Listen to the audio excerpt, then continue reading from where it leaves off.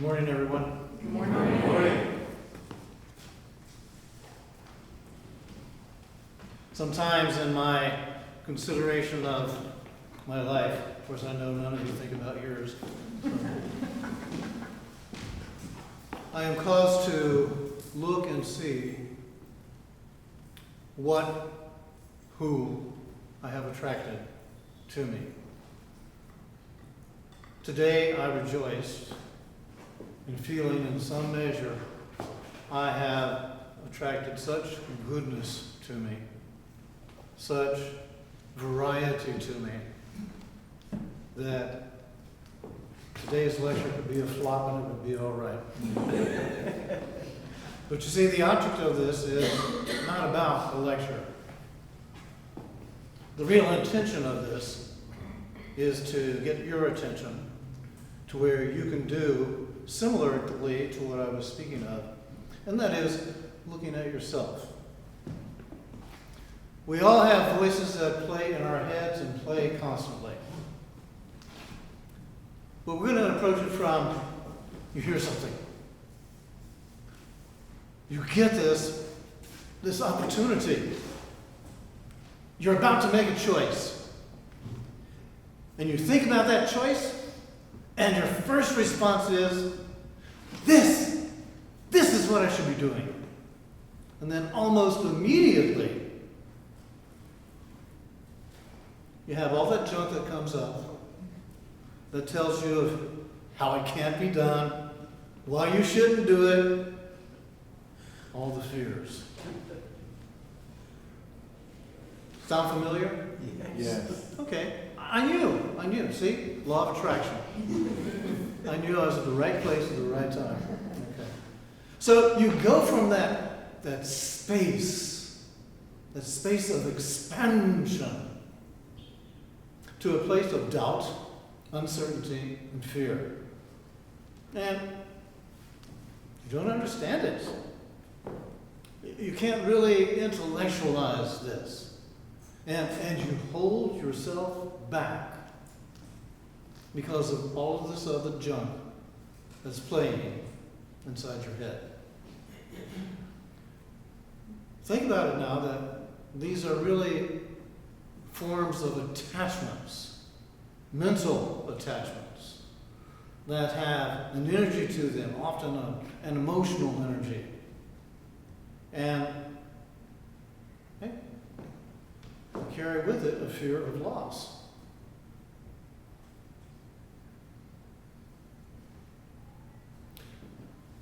So, what has happened here? You've forgotten the first thing that came to you when you had the impression.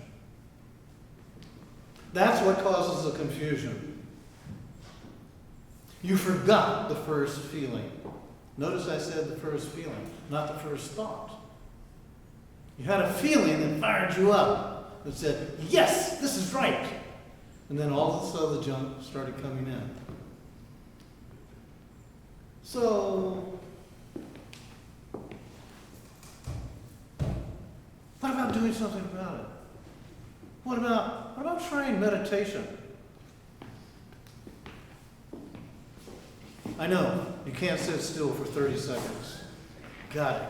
But the thing of it is, if you'll stay with this for 6 months, you will create space inside yourself that you weren't aware of before. Now this space has space. And it's deeper. And it lasts longer the more you involve yourself in living it. There comes times when you're in the space that you say, I know this is what I should be doing. And then, of course, when you're in this space also, fear will pop itself up and say, hello, just to let you know, I know you. Don't think you can get away from me. I know you. but you've had past experiences with fear. And you see, one of the things that you gain from meditation is a recognition that fear is not the only abiding part of you. You learn that you can go through the experience of fear, and then when you do, that's where all the good stuff is. You have to get beyond that fear. And once you get beyond it, then the good stuff starts showing up. It's almost as if, like, it's been hiding. It's been behind the trees. It's been in the bushes. It comes out. And you begin to say, okay. I have to get past my comfort zone. I have to get past my fear. And when I do, I start experiencing the good stuff. And eventually, it begins to register in me, what took so long? This has always been here. What took me so long? From another perspective, this could be seen as an awakening, where you start realizing that the predominant voice that speaks inside your head is ego. And once you start recognizing it for what it is, then you begin to open yourself up to those briefer experiences when there is such an attending certainty that you know it doesn't carry in any of the vibrational qualities of ego. There's a part of you might say it's the deep down inside part of you that is beyond all that noise, all those fears, all those anxieties. It's beyond all the stimulus that's coming from the world, and it's a part of you that is deep down inside. The more you experience it, the more you gain that realization, I do know this part of me. It is starting to rise up to the surface of my awareness, where I'm seeing it's always been there. And that it really is that part of me that's my soul's way of communicating with me the earthly me, the one that lives in this body. It's my consciousness that has this larger vantage point. One of the interesting things about this other voice in you that speaks from a position of authority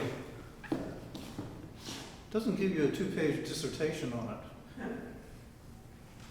It speaks very succinctly, and often so briefly you have to say, what? What was that? Would you repeat that again?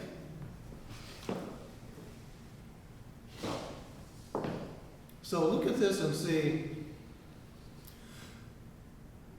every time you go against that part of you, that's your intuition. Every time you listen to the voice of ego, the voice of fear, you find you struggle. Life resumes being a chore, and it's not happy. It's not as free-flowing. So, this really is about reconnecting with something that has always existed.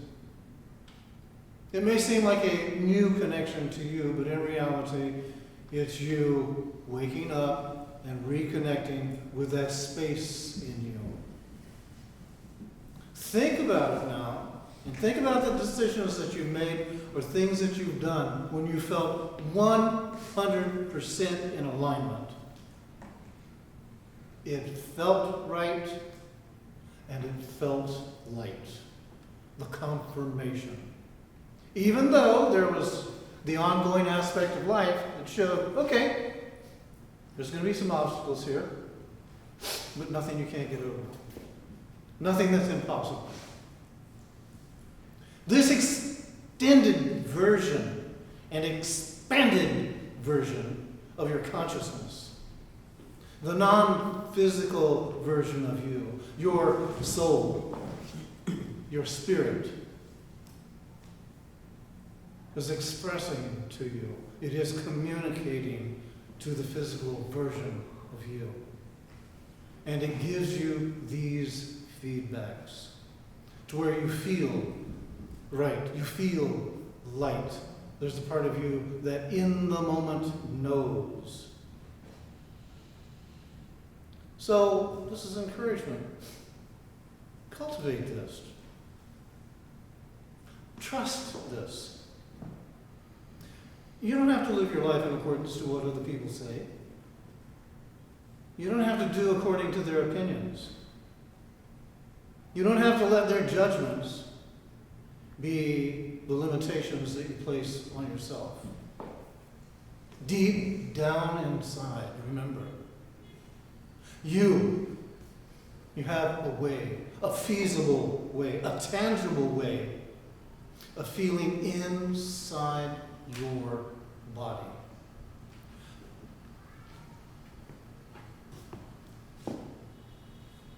Do it so that you get accustomed to how this feels. Because in so doing this, your life changes. And why does your life change? Because you have chosen to come forward and consciously make the changes that show up. Thank you.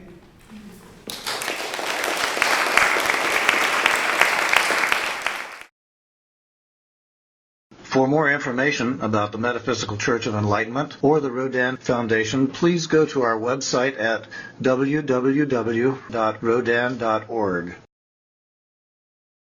If you have been inspired by the revelations shared in these podcasts, please donate to the Rodin Foundation's ongoing efforts to help others help themselves at www.rodin.org/donate.